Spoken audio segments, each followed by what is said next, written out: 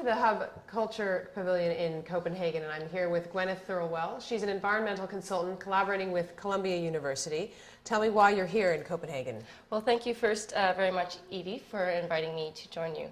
I'm in Copenhagen because it's where the action is right now, and it's going to set the stage for the coming years. And so any environmental consultant really worth her salt is here and just trying to get a feel for what's happening. Obviously, as an observer, you're not necessarily in on the backroom discussions or anything, but I'm able to circulate throughout the conference center, attend the side events, where a lot of the aspects that are not being touched on by negotiators are coming out. And so your specific area is public health, and it's the real people side of climate change. So tell me a little bit about what you think is being left out of the treaty negotiations.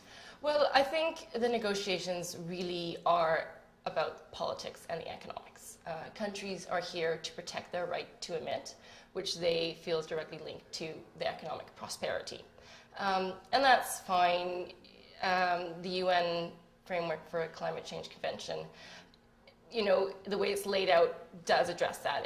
The goal is to look at reducing emissions to protect the world, and only talks about looking towards adaptation to deal with impacts of climate change.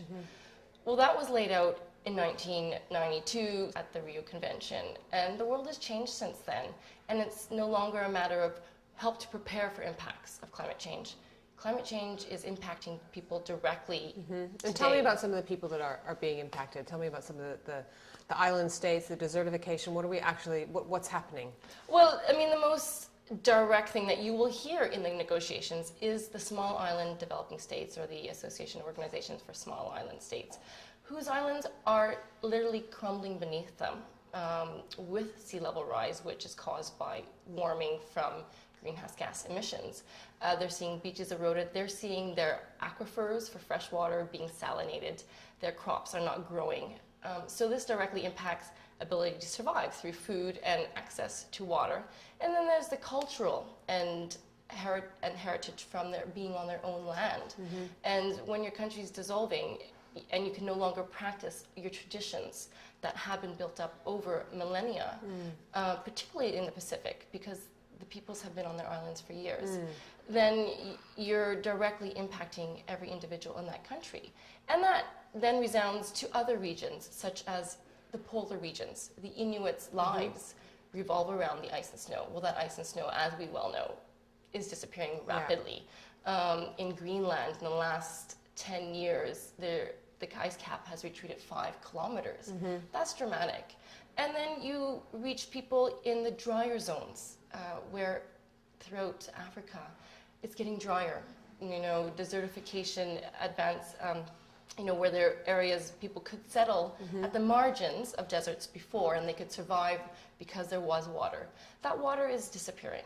And then in other areas, say Asia, where there is perhaps lots of water, with changes in climate affecting temperature changes, you're seeing more vector-borne diseases, water-borne diseases. So, if you drink water that's dirty, you're going to get sick. And as it is, 1.2 million people die from diarrheal diseases at the moment. And climate change, which affects water supplies, will increase that. So what's the solution? I spoke to somebody from the Adaptation Fund yesterday, which is a fantastic idea, giving money from the CDM process, getting it back to the countries who are being affected, but they haven't given any money yet. So what's the solution? What would you like to see happen? I think the biggest thing is policymakers need to recognize synergies.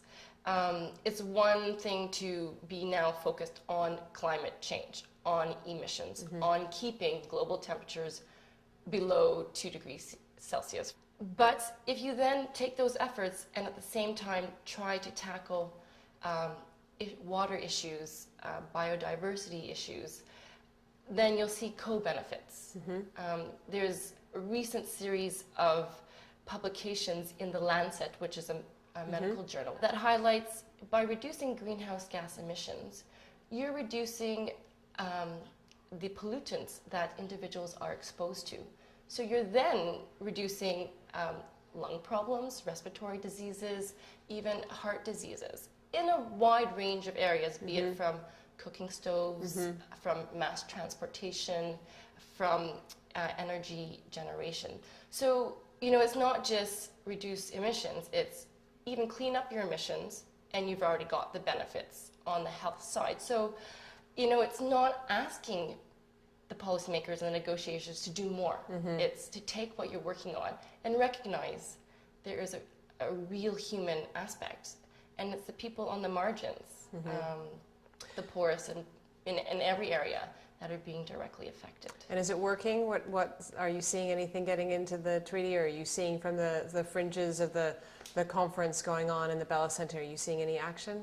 Well, it's quite obvious that the negotiations are going to revolve around economics and environment, and we can't really change that. It is nice to see that the small island developing states are really making a stand. Tuvalu has been very vocal in refusing to back down on their right to life. They're fighting for their lives, where other countries are fighting for their right to emit. So that's encouraging to see. Gweneth, thank you very much for coming to join us here in You're very welcome. Copenhagen at the Hub Pavilion.